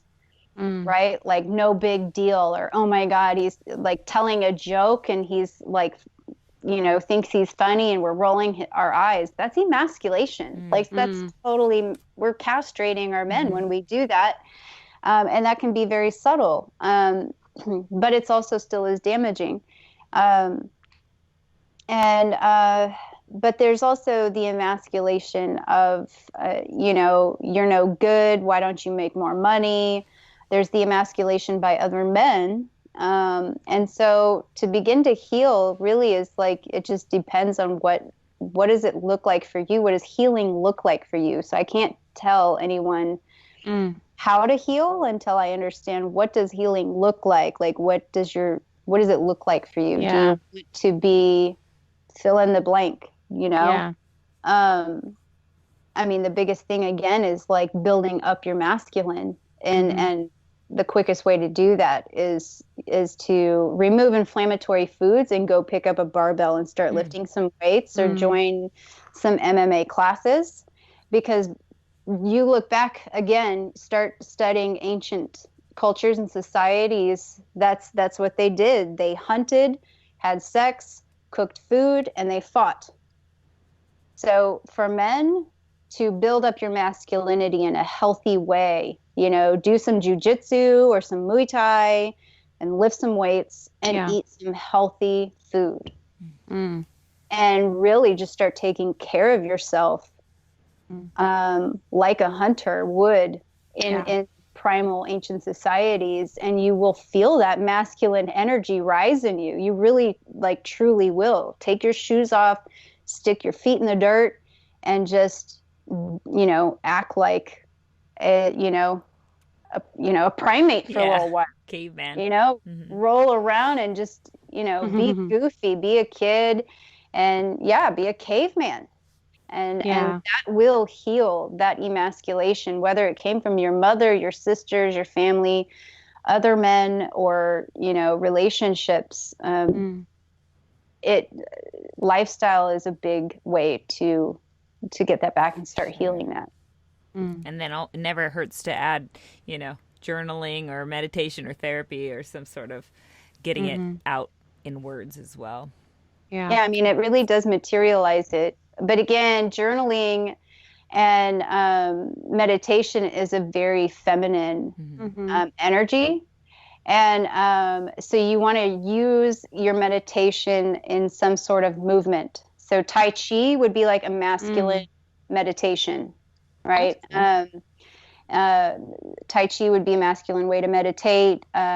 You could do like art therapy, which is creative and it's a great way to get things out, but you could still be using your masculine energy because of the colors you choose, right? Mm-hmm. And the things you decide to draw. You could draw like any sort of masculine thing, Yeah. but it's, you're creating that masculine imagery with the art, right? So whatever it is, draw a big dick on, whatever it is you want to draw. Just stick it up in your living room and invite your mom over, whatever you want to do. I love though Yeah. too that you brought up MMA or Muay Thai or something where it's especially MMA or any kind of grappling. Maybe you're practicing jujitsu, something where I feel like that's such a testosterone laden practice, and you're bonding with probably mainly dudes in there. So that's Yep. like this camaraderie that happens. You're broing down, and it gives you places to express things out loud, like we're talking about, living journal as such. Yep. So I really like that one. Plus, we have such a big MMA following that I'm sure Yeah. that'll be a good little tip. No, They'll get back in absolutely. the gym. And also MMA and Jiu-Jitsu and Muay Thai as well have so much twisting movements in them that it's also really great for releasing energy blockages in our bodies. In our hips So and whatnot. we love them. Yep, we love those exercises. I like Yeah. it. Cool. We have a Pick Your Poison from Kelly on Instagram. She asks, would you rather be faithfully married to someone you love but doesn't love you, or be faithfully married to someone who loves you but you don't love them? I know it's definitely terrible. a pick your poison question. It's a That's hard one. lame. I I'd know. rather just drink poison. I think I would rather be married to someone I love but that doesn't love me. That would be my poison, I torture. guess. I mean, It because always sucks. it would just suck way worse to not be in know. love, That's true. right? And just be stuck with that. Not loving somebody. So I would at least rather love the person, and then if they didn't love me, then truly loving somebody allows them to be who they are. So if I truly love somebody, and I will put myself in this situation if my husband told me, hey, I don't love you anymore or something. Like, honestly, in this point in our lives, I love him so much and so authentically. That would absolutely break my heart, but I love him so much that I would thank him for being so truthful with me, but I would honor his authenticity. I would want nothing more than for him to live out his authentic self and be happy. And I can't help but love him. So I would much rather pick that poison than to be stuck in a relationship with somebody I don't love. Even though I feel like that happens often, especially when you have kids with someone, or you have all these things that tie people together and they end up just in a loveless relationship. Very, very much. Yeah. What about you, Jade? Oh. I really like Sarah's answer. But I think that it would maybe be easier for me that if I didn't love the person and they loved me, that I think that I would end up, if they loved me the way Sarah is saying she loves her husband, I think if they loved me faithfully like that, I would end up loving them back eventually, you know? So I think that would work better for me because it would end up us both being in love rather than me trying to, win his affection back, because I think I would just, I, it would, maybe it's that victim in me that, makes me think I'm just going to stomp my foot and cry and why. But Or I think maybe that just if the it were the other feminine in way, you because you're receiving on that. yeah, And I think it would make me, you know, fall back into it. But I don't know. What about you? It's this, tough. it's super tough. Like, obviously, they both suck. But yeah, I'm going to go with Sarah on this one as well. But I probably should go with you, Jade, because I know I need to be less bullish, but I feel like I will love you until you, until you come around. Yeah, so that's just an unanswerable one, but that's why it's a good pick your poison. Thanks, Kelly, on IG. Okay, so there's a few short questions we like to ask everyone who comes on the show. First off, what advice would you give your 25-year-old self? 25. Don't take the Cymbalta. It's gonna fuck you up. That's the best answer we've had so far. Yeah, and just hang in there. Hang in there. That's what I would give my 25-year-old self. I had to go back and be like, okay, that was 2005. Okay, yeah. Yeah, that was around the time right after I had my daughter, I was diagnosed with fibromyalgia, and they were trying to give me all these different painkillers that just didn't work because it's fibromyalgia. Painkillers don't really like fix fibromyalgia. It's just a diet lifestyle thing. So they were doing studies on antidepressants and how antidepressants help fibromyalgia pain. And it just fucked me up bad. Like, I was my own case study for that. They put me on it and I had suicidal thoughts. Wow. I was like feeling myself go crazy. It was just nuts. It was crazy. So that was 25-year-old self. Don't take it. Don't take Cymbalta. Thank you. Next. Yeah, that's a good one. I like that. Okay, so if you could have the whole world read one book, which would it be? Oh, just one? Like, do you see it? I know. My library? I know. That's just one bookshelf that I have. If I turned this around and you could see my other wall of books. Yeah, I've been there. And it has to be the whole world? Mm-hmm. Damn it.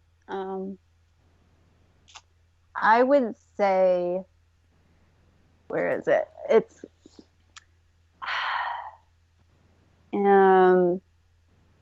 Eastern Body, Western Mind. Not heard of that one. It's pretty good. Oh, but then, God damn it. Oh, what's your runner-up? One Mind by Larry Dossey. Okay. Dossey, Dossey. Okay. One Mind. But yeah, Eastern Body, Eastern Body, Western Mind is really good because it really ties together all of like our Eastern physical manifestations and like the sort of the explanations by chakra of like what traumas have led to these things and different healing modalities that are useful. One Mind really kind of explains really like the entire matrix of our thought processes. And then anything by Gabor Mate, Gabor amazing. Mate. Pretty astounding. And you better make me stop because I'll just keep going. I was going to say, you get one, Sarah. We got to get Gabor on our show. He's cool. He's amazing. Okay, if you could whisper one phrase to everyone on the planet, what would it be? Who are you? Who are you? Yeah. Who. That was like, even when I, wake up in the morning and I ask myself, who are you today? I still get like goosies. Because Who it are just you? makes you stop. It just makes you stop and like, Who are you? I'm gonna write that on my mirror tonight. who are you?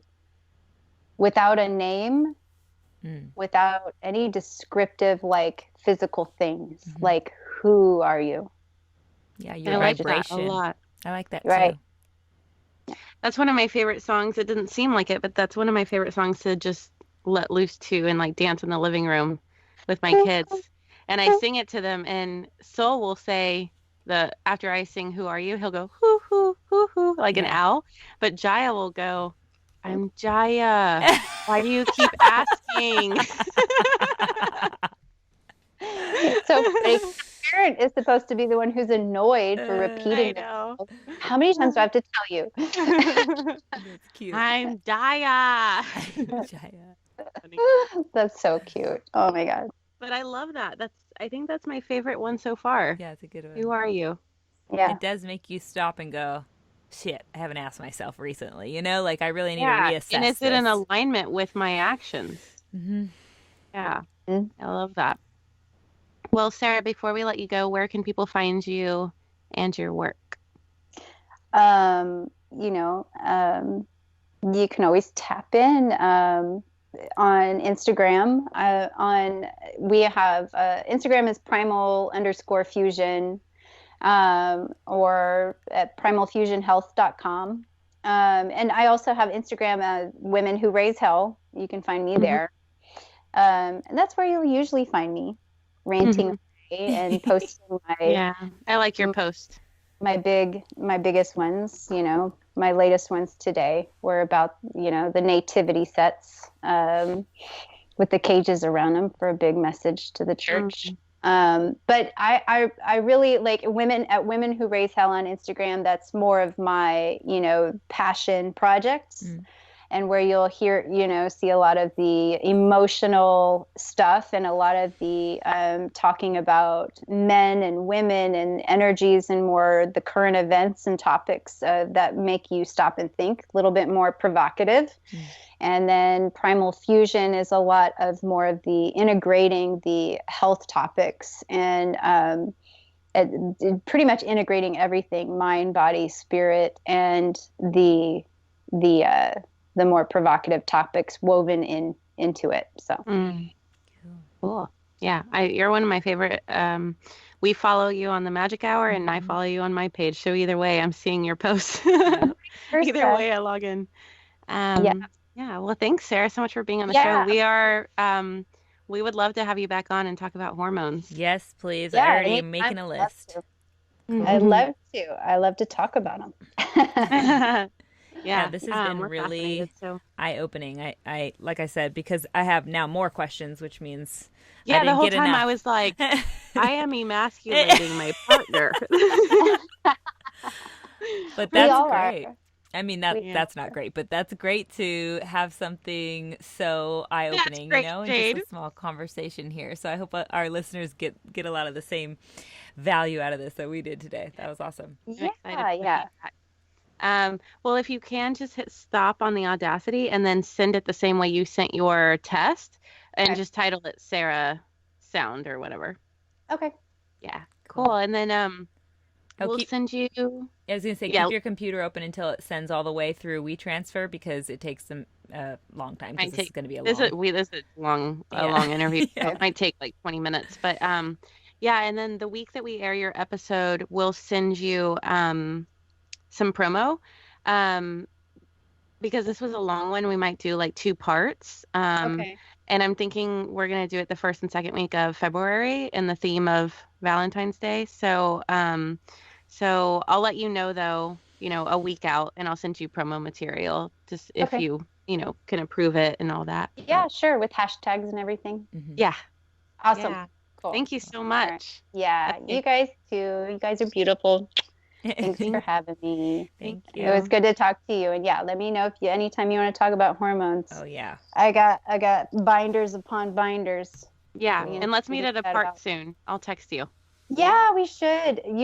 Seriously, Ari still talks about soul. Aw. Oh, he has that effect on people. She has the memory of an elephant too. She's still, yeah, it's so funny. But yeah, All right. Yeah, just I'll shoot me a talk. text when you have a day off. All right, I will. Okay. Talk to you soon. Night. Bye, Good babe. night, you guys. Bye.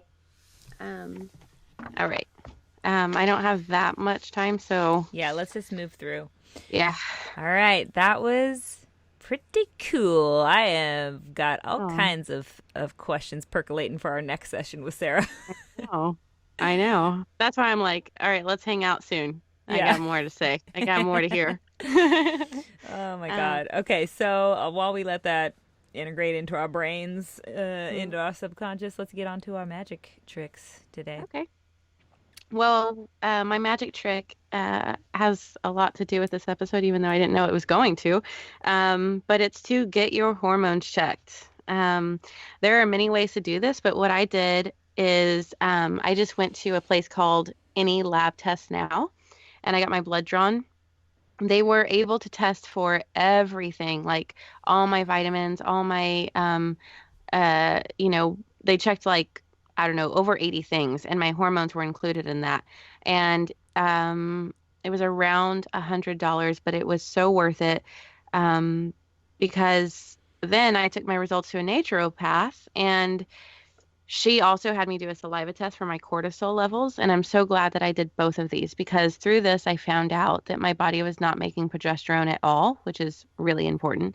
And also that my cortisol levels were sky high, even when it was time for me to get into bed, which is, when they should be at their lowest. So now I'm taking a few all natural supplements to balance these hormones out and also trying to change my lifestyle so that I can get off of those. But my sleep is finally beginning to improve, as well as my cramps that I get during my periods. So, your hormones being out of whack can not only mess with your sleep and your moods and your sex drive, but it can also lead to more serious things like breast cancer. So it's really important that your hormones are balanced. So if you sense something may be off, just get it checked out. And then from there, you can look at your diet, your habits, what you're deficient in, things like that. What about you, Mercedes? Yes. I highly agree with that magic trick. And I know we've had many discussions on that topic in our test results, et cetera, et cetera. So my magic trick today is really just something maybe to tack on to the end of yours. Okay, I've perfect. had, like I said, similar experiences when it comes to dramatically changing my health with the use and help of a naturopath doctor and getting my blood tested regularly to check my hormone and nutrient levels. I've also been tracking my menstrual cycles and using a food journal for years now, which are all tools that have helped tons to get me on track or to keep me on track in my wellness journey. So, in short, my magic trick today, I would just suggest to dedicate some time to tracking your own health, like whatever that means to you.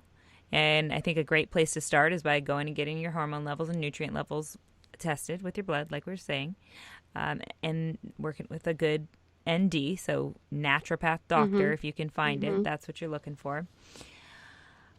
The reason for that, like Jade stated, it'll give you a really clear picture of what you need to work on and in what order, which I think it's overwhelming otherwise, like someone Mm-hmm. to guide you to, okay, hey, here's what's looking like the most dire need in your body right now. So let's start with that. And in addition to that, I'd recommend tracking other areas of your health, like I was saying, tracking your cycles. By the way, both men and women have cycles that you can track. Mm-hmm. There's all kinds of apps out there for that, but you could just do it in your own, daily journal or whatever. You can track your physical symptoms, what those are daily, as well as what your mental symptoms are. And I think people disregard this. They think like Mm-hmm. outside sources, external stuff is what's triggering their mental stuff, and it's probably not. It's probably something more to do with your hormones or your nutrient levels, or if you've eaten or not, like Mm-hmm. where you're at physically. So track all that good stuff. I swear, I know it sounds so simple and you're gonna try and discard it and say it sounds stupid, it's not going to do anything for me. I promise you it will. And it's always a good idea to be tracking, your movement. So you can use just a step counter for that if you want. And journaling your food and calorie intake, especially if you have any kind of stomach or digestive issues or maybe even weight issues. that is going to be the difference between like Mm-hmm. health or not. Like literally, this is like Yeah. also sounds so stupid and simple. People disregard it as being something that will help. It is the base. Like if you're not just doing that part, then anything else you're trying to do on top of that is probably going to be a bigger struggle than it needs to be. So take all that into consideration. Just start tracking yourself. It's going to move mountains for you, I promise. And if you guys, any listeners, have any amazing apps for tracking your health, or maybe you find a great naturopath doctor who you want to share with the world, please let us know in the comments on our Instagram, or find a way to contact us with that. Yeah. I will Reread all say, that. I don't recommend going to, a random clinic, because a lot of times they will just pump you with the hormone that you're low in, Yeah. and that will just cause you to be more off balance. It's really important to go to some place like the People's Clinic, which is a naturopath and a place I recommend highly in Austin, but because they'll actually go through your lifestyle choices with you and like talk to you and get to the root of it, and then give you natural supplements. They're not going to pump you with the hormones and things like that, because that's something that will give you a lot more other side effects. That's a good point. So, Yeah, try to go yeah. at it the most natural way possible first. Yeah. Don't take the easy route, guys. Seek the pain for positive gain. Yeah, You it's already worth know. it. I feel better. And also, I think that I was feeling so off for a while, and a lot of mainstream doctors were just like, oh, no, it's just because you had two kids. It's just because you have two toddlers. You're a new mom. And I was like, no, I know something's off. And it was really frustrating for me because I felt like nobody was listening. And once I finally just took it into my own hands and got my blood drawn and had the results in my hands and took it to a naturopath, is when I finally felt like, okay, now I can do something about it. Like, it gave me the validation of there's a Control. reason. Well, it also gave me the validation of, okay, there's a reason why I feel this kooky sometimes, Yeah, So totally. it's just good in so many ways, but Start putting your pieces together. You have to take control and hmm do the work. I mean, it's not a big effort, and it's for your own hmm personal life and longevity. I mean, what a hmm better cause. I can't think of one. So, yeah, you'll feel better. yeah, do it, guys. We love you. We want you to hmm be healthy and sustain that health for as long as possible. Yeah. We're all going to be vampires together. It's going to be great. Yeah. All right, you guys. Thanks for listening. We hope you found this conversation with Sarah as interesting and just informative as we did. I have so many more questions for her, and now we plan on having her on again soon, so you'll be able to ask more if you have more. Um, yeah, please share this episode with your friends and family if you enjoyed it. This would mean so much to us. And remember to go to our page at the Magic Hour to see what's going on. And we'll talk to you guys next week. We love y'all so much. Until then, be a light.